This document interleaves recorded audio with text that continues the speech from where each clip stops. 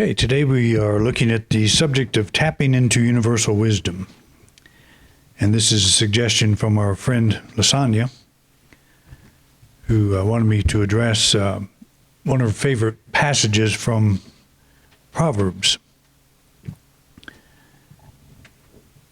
And this is wisdom speaking, personified, wisdom personified. So I'll explain this in just a moment. The Lord created me, wisdom, at the beginning of his work, the first of his acts of old. Ages ago I was set up, at the first, before the beginning of the earth. So if you read the whole chapter of Proverbs, you'll get this dialogue or this monologue, I guess, from wisdom. And it's speaking and it's reminding the reader that wisdom is a fundamental part of being, fundamental part of the whole life, creative life force. And the way that spiritual ideas are often presented is they are personified. They are presented as a man, as a woman, as something that we can kind of wrap our minds around. Something that can talk to us. But the writer of Proverbs is stating a truth that only a mystic would understand. That as we become still, we see that this essence that is the very source of our being contains all that we're looking for, contains all that we need. And so it's important to say, if we're at a place in our life where we don't know what to do, rather than say, I don't know what to do, we say, I do know what to do, and I do it. And we call forth that infinite wisdom. But it's important that we know it's already there, and that we are open to that, because we're not creating it. We're not saying, God, suddenly give me some wisdom. It's already there. So we speak words like that, and it opens our mind to that channel. It opens our mind in that way. And it also reminds us it's not my thinking that will ultimately lead me out of a given situation. There is a greater wisdom involved. And so we are open to this or something better, this answer that I would come up with intellectually, or something better. And it's often the something better that does come forth, and it doesn't always come forth in the way that we're expecting. And that's the other side, that's where faith comes in. If it doesn't look like it's working as it's supposed to, we have faith that it is working still. And that's an important feature to keep in mind. But I found a quote, or I remembered a quote, I should say, from the book Biocentrism by Robert Lanza. I've quoted him before. He was considered by Time magazine, I can't remember the year this was published, but he was among the 100 most influential people of that year. I think it was 2016 or something like that.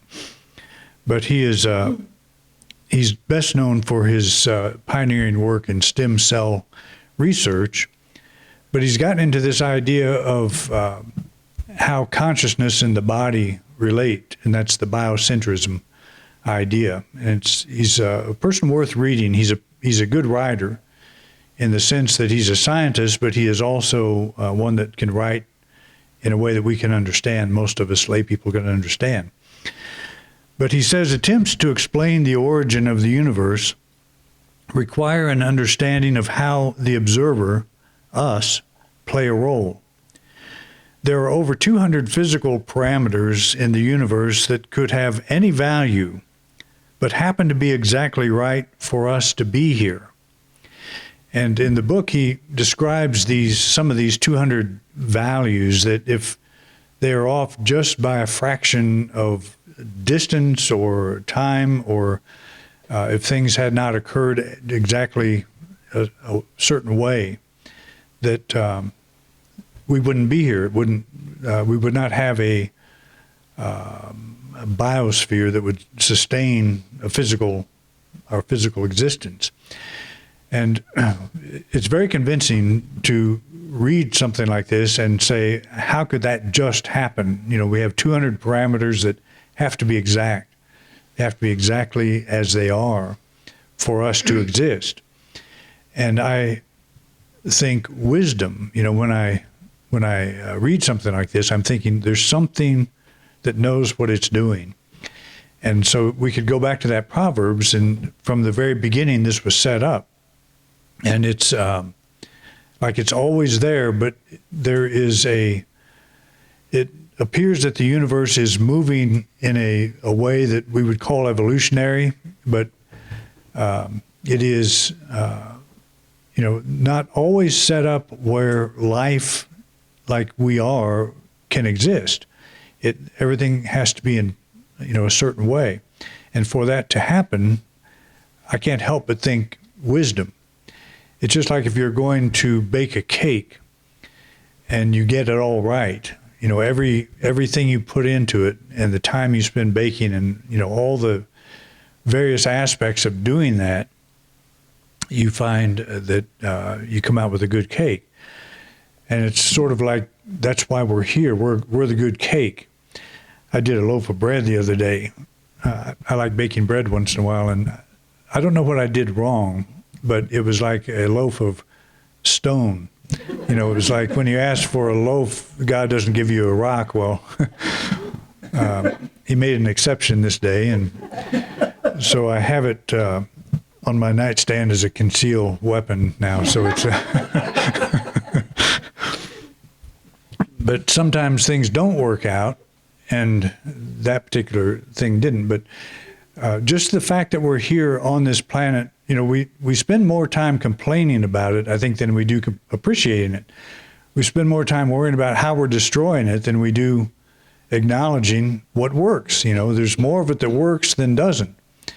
And we do have some problems, but we will solve those problems. We've been solving problems for a long time. We're in a place we've never been before, but that doesn't mean it's wrong. It just means we're here, we're making some mistakes, and we can fix those. And we can improve on the things that we're doing right. That will never end. But that wisdom is involved in us as well. And that's what I always come back to. It's like you hear people that are saying, we can't sustain the planet. I bet the planet is going to be here a lot longer than any of us, all of us on the planet right now, that we're going to be fine. We're going to come through whatever we're in. That's my vision. And I don't care if you share that or not. I'm going to, and I'm going to get up here and I'm going to talk about it to remind all of you that you need to think that way too. I'm not a doomsdayer, never have been. But I do recognize a problem when I see one. When I go out in the desert and see sofas and televisions and things out there laying around, it makes my blood do things that I don't want my blood to do, like boil. But so we need to fix stuff like that. Or when I see there's a field of debris in the ocean floating the size of Texas, that kind of bothers me. We need to fix that stuff. And why we do it in the first place, I don't know, but we have the wisdom to come around and correct the mistakes that we've made. But I want to correct the mistakes we've made with the understanding that we are going to correct them, that we are going to get past whatever it is we're in right now, and that we don't sit here and wring our hands thinking that everything's going to hell in a handbasket, because it's not. What's interesting about the Old Testament, probably a lot of you don't know or haven't thought about, is sort of like the New Testament, where you've got a section. It opens up with the 4 Gospels, and then we move into letters, ended with the Revelation and all. But in the Old Testament, it's the same thing. It's broken into categories by genre. The Old Testament books that fall into the genre of wisdom literature are grouped together as Job, Psalms, Proverbs, Ecclesiastes, and the Song of Solomon. So if you look at your Old Testament index, you'll see these books are all lumped together. You'll see others that are lumped together that are the major prophets, and then there's the minor prophets. These things are broken up and categorized, by the way they're laid out. So that's a human endeavor, to help with the simplicity of understanding what we have here. But Proverbs is part of the wisdom literature, and it's not confined to the Bible. Wisdom literature is a genre that is found outside of the Bible as well. It's any literature that is an attempt to express the wisdom, or not an attempt, but it expresses the wisdom of that day. And what's interesting about the mystical side of things is the wisdom of that day is the wisdom of this day. That's one of the ways that we detect the mystical thread, is that it is, it's called a perennial philosophy. It's a philosophy that keeps popping up, same ideas that keep popping up. So the writer of Proverbs wrote about this wisdom being infused from the very beginning in the whole universe. Well, we would say that today. I say myself, there's 4 aspects of God that we think about. There's life, love, wisdom, and power. And that wisdom is the life, love, power, and intelligence is how I say it. Intelligence is wisdom. So it's been acknowledged by all mystics of all time. It's nothing new. There's nothing new about it at all. But to go back and see an ancient writer write about this, something that I'm embracing as a present reality, we're talking about the same thing that doesn't change. That doesn't change through all of these years. I'm not exactly sure when that proverb was written. The Proverbs were written over a long period of time, so I don't know when this particular one was. But it is classified as part of the wisdom literature. The writer is talking about how he thinks the universe works, and how he thought the universe works is the same way I think the universe works, that we are immersed in the wisdom of God right now. So you've all heard, if you saw the Da Vinci Code, you're familiar with the name Sophia, the bride of Christ. Sophia is the Greek word for wisdom. The Christian Gnostic regarded Sophia as a feminine figure comparable to the human soul. So the soul is feminine in the eyes of the mystic, and we also say that, when we have our Christmas celebration, we say Mary is the receptive soul. She's the female side, and Joseph is the intellectual side, the masculine. So the Christian Gnostic regarded Sophia as a feminine figure comparable to the human soul.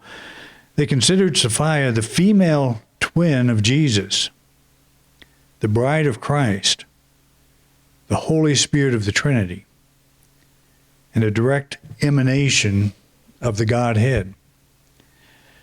So that's Gnosticism, and that is a Christian Gnosticism. That's very different from the mainstream Christianity that's been passed down to us today.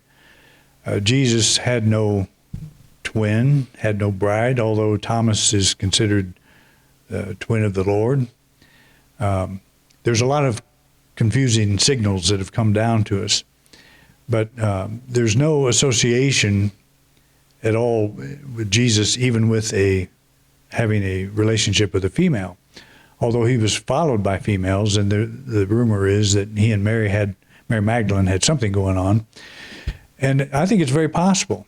That to me would not change one thing I think about Jesus. We don't really know. I think the Catholic Church was forced to give a reevaluation of her. She's been presented as a prostitute and thought of as a very kind of a cast-off from a social outcast. But I think they're rethinking that now. And she was very involved in, some of the Gospels with being the first to witness that Jesus had risen and all that. I mean, plays a very prominent role. But the Gnostics considered Sophia as the soul, and that is in the Trinity, she is considered the Holy Spirit, Father, Son, Holy Spirit. So that makes sense. You have the Son as Jesus or the Christ, and Sophia, the wisdom side, the soul. Those are one, and the Father contains them all. So there's an important connection there. But remember, these are all metaphorical, and let's not try to make the soul a female. The reason we would say that is because the soul is receptive to the infinite wisdom, infinite presence. The intellect is always trying to figure things out. And the soul, we say, let go and let God. Let go and trust. We talk about faith. Faith is a letting go. The soul already knows what it is. It knows it's complete already, has everything it needs now. And the intellect is, when it breaks away from that, when a divorce happens between the head and the heart, we start falling into lack, into perceptions of lack. I need something more. I need to be more. And the soul, Sophia, the wisdom side of us, as that comes forth, we realize we lack nothing at all. In your times of quiet, if you go deep enough in yourself, you will find that act alone is very satisfying. That you will find things in the quiet of your being that you don't find when you're rattling around in the head all the time, which most of us do all the time. We're chasing all kinds of things, trying to resolve and trying to get and trying to stop and trying to redirect, and the intellect gets very involved in things. But as we become still and open ourselves at the soul level, that wisdom comes forth into. That's, again, the virgin birth. It's Joseph is not needed for this kind of awareness. The intellect is put aside in our time of quiet. And that's what it means. The time of quiet is silence the intellect, silence the problem solver, and let the soul come forth, the receptive soul come forth into our awareness, to our consciousness. So these metaphors point to the truth that there is no place where God leaves off and we as individuals begin. As emanations of the Godhead, we are literally infused with the wisdom that was set up before the beginning of the earth.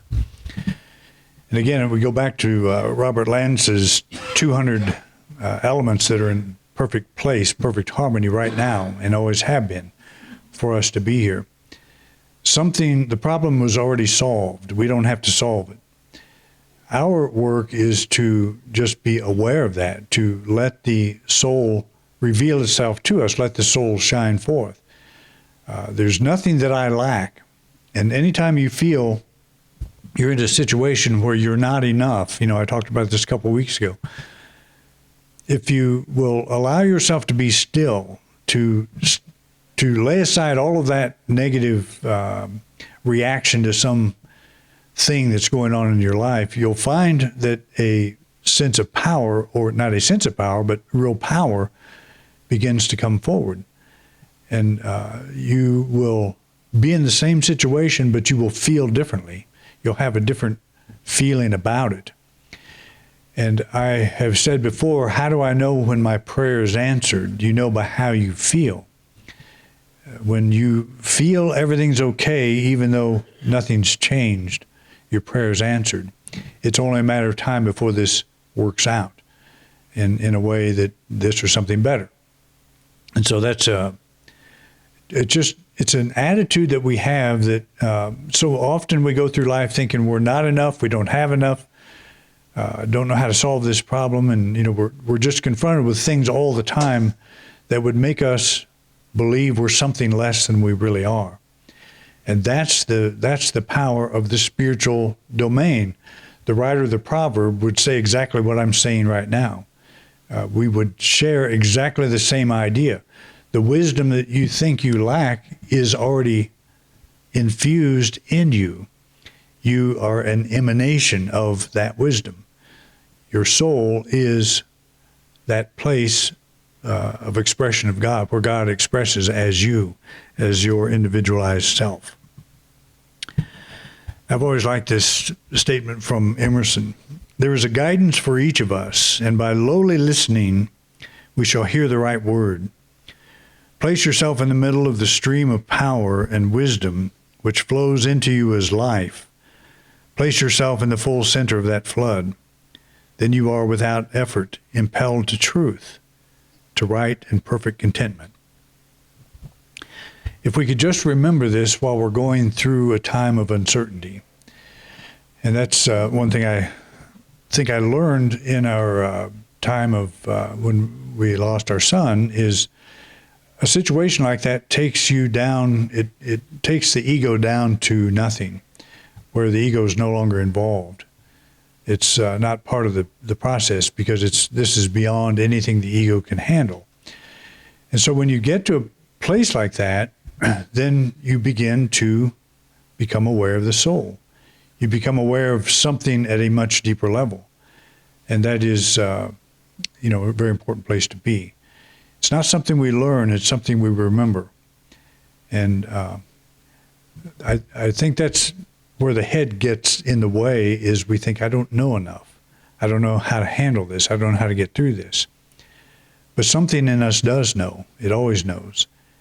And we just want to bring ourselves back to that this Sophia, this wisdom, is the soul. It is you. It is me. And it's always with us all the time.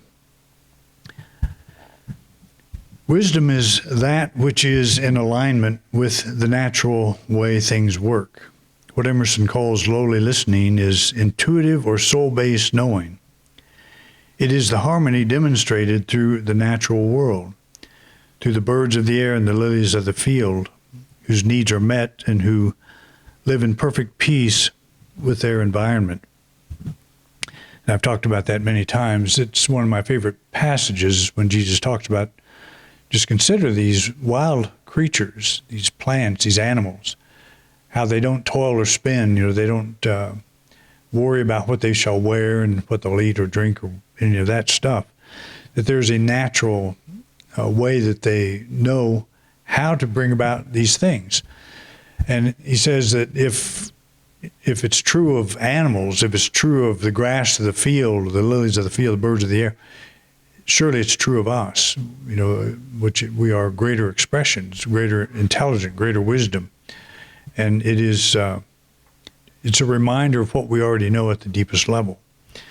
So wisdom is that which brings us into alignment with what is real. It's that wisdom that was created in the very beginning.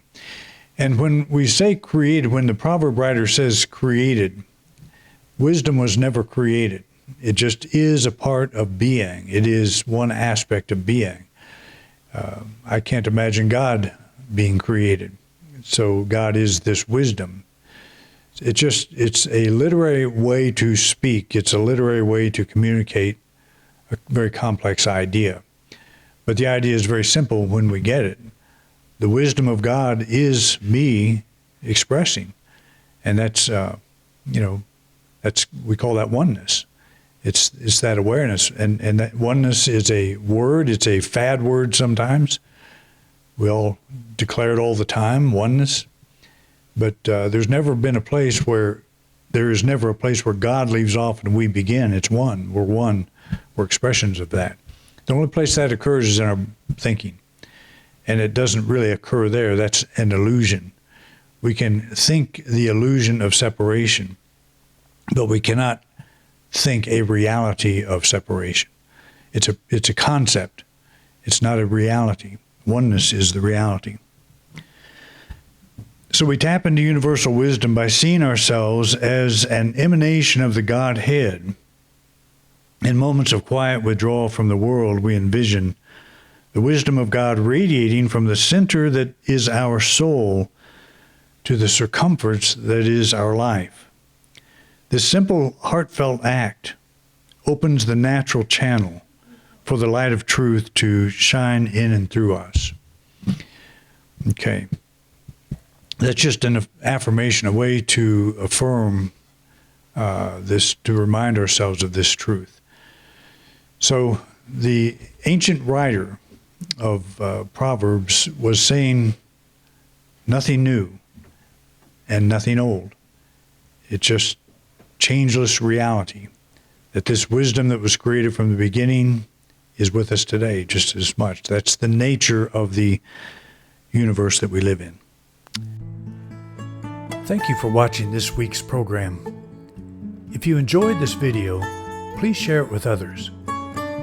We want to reach as many people as we can, and we appreciate your help.